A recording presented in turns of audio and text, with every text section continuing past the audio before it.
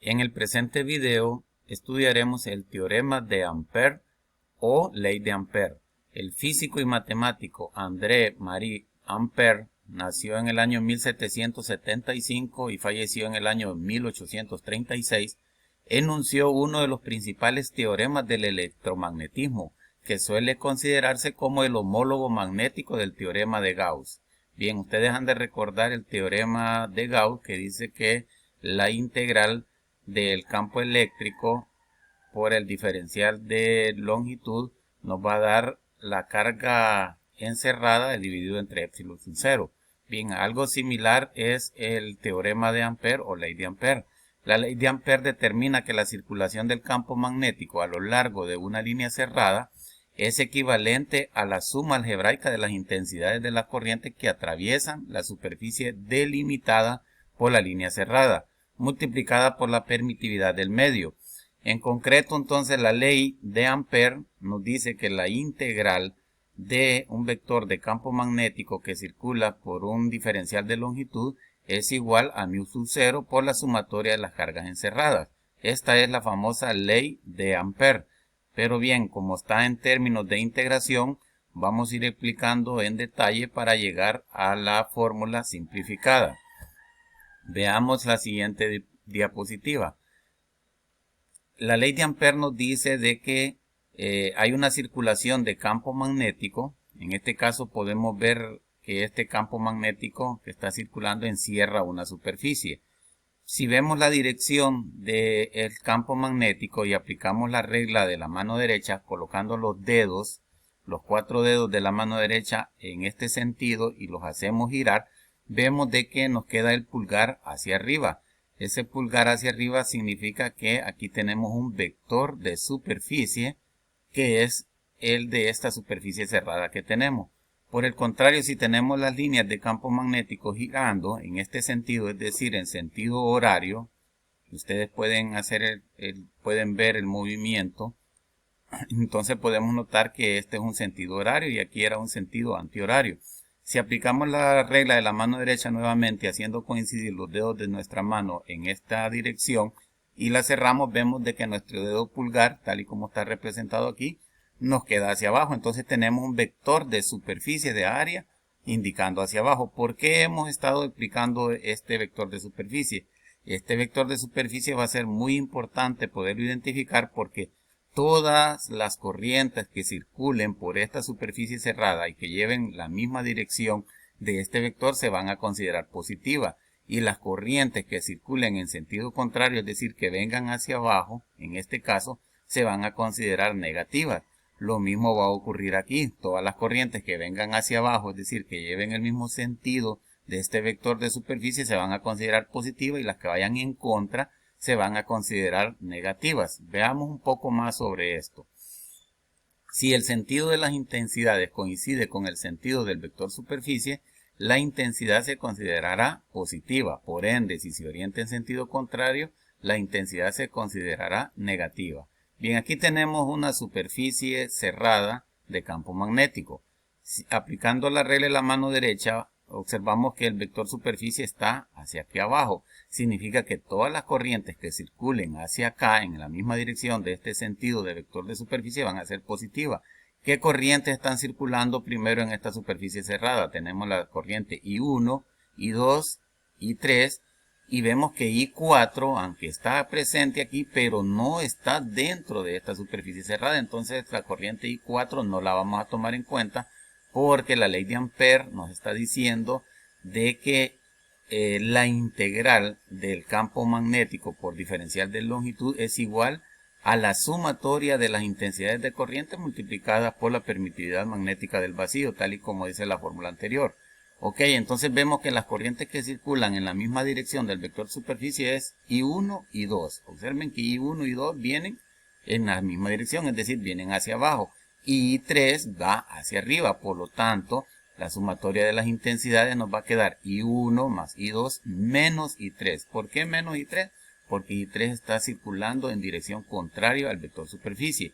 Si analizamos este otro caso, vemos que el vector superficie va hacia arriba, pero I1 y I2 están circulando en contra de ese vector superficie. y I3 sí está circulando en favor de en el sentido del vector superficie. Y la intensidad 4, esta está fuera de la superficie cerrada, entonces por eso no la vamos a tomar en cuenta. La sumatoria de las intensidades, ¿cómo nos va a quedar entonces? I3, que es positiva, que la tenemos aquí, menos I1 e I2, que son negativas. ¿Por qué negativas? Ya les expliqué, porque van en sentido contrario al vector de superficie. Muy bien, entonces hagamos una deducción de la ley de Ampère, o mejor dicho, una conclusión. Nos dice la ley de Ampère que la integral del campo magnético que circula por un pequeño diferencial de longitud, aquí tenemos un alambre que lo estamos viendo en su parte frontal. Imaginen que esto que yo tengo como una flecha aquí, que esto sea un alambre que tiende al infinito, pero que nosotros nos colocamos frente a este extremo del alambre. Si nos colocamos frente a este extremo del alambre y casualmente aquí tenemos una flecha, entonces significa que la corriente está saliendo por aquí y está entrando por este otro extremo. Bien, como está saliendo la corriente y nosotros estamos aquí de frente, entonces vamos a ver esta parte, el alambre, la parte circular de enfrente del alambre y un puntito que indica que la corriente está saliendo. Bien, alrededor de entonces de este alambre que tenemos aquí y que vemos el puntito que está saliendo la corriente, entonces alrededor de este alambre circula un campo magnético. Es decir, si aquí circula corriente eléctrica, todos sabemos de que alrededor se está generando un campo magnético. Bien, ese campo magnético Ampère se lo imaginó que un diferencial de longitud en ese campo magnético genera también un campo magnético. Por eso la expresión que la integral del producto punto del campo magnético por el diferencial de longitud es igual a mu sub 0 por la sumatoria de todas las corrientes que circulen dentro de esta superficie cerrada de campo magnético. Observen que Ampère utilizó el producto punto. Recuerden que el producto punto entre dos vectores nos da como resultado la multiplicación de los dos vectores por el coseno del ángulo. Caso contrario, en el caso de la ley de Biot-Savart, que se estudió el producto cruz. El producto cruz entre dos vectores nos da como resultado el producto de las magnitudes de los dos vectores, pero multiplicado por el seno del ángulo. En este caso, como es producto punto, ven aquí la condición de vectores del campo magnético y diferencial de longitud, el producto punto nos da como resultado el coseno del ángulo. Y veamos el coseno de ángulo de quién, pues del vector del campo magnético y del diferencial de longitud. Si nosotros vemos la dirección del campo magnético y del pequeño diferencial de longitud de esto que es una circunferencia, entonces vemos que tienen el mismo sentido, por lo tanto el ángulo es de 0 grados. Y el coseno de 0 grados ya sabemos que nos da 1, por lo tanto esta fórmula se nos va simplificando y nos queda que la integral del campo magnético por el diferencial de longitud es igual a mu sub 0 por la carga encerrada dentro de esta superficie.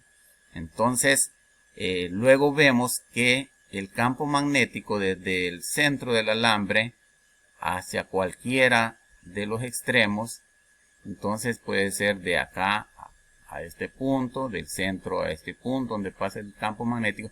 Como es el mismo radio, es decir, la misma distancia, el campo magnético es la intensidad de campo magnético en todos estos puntos aquí es el mismo, o sea, es decir, es constante.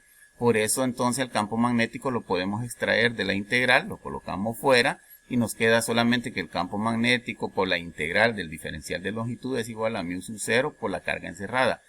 ¿Qué es la integral del diferencial de longitud?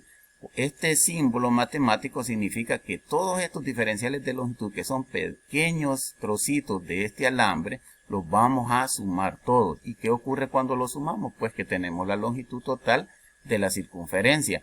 Entonces nos queda que el campo magnético va multiplicado por la longitud de toda esta circunferencia, en este caso es una circunferencia, va a ser igual a mu sub 0 por I, por la I, que ya sabemos que es la intensidad de carga o las cargas que están encerradas dentro de esta superficie.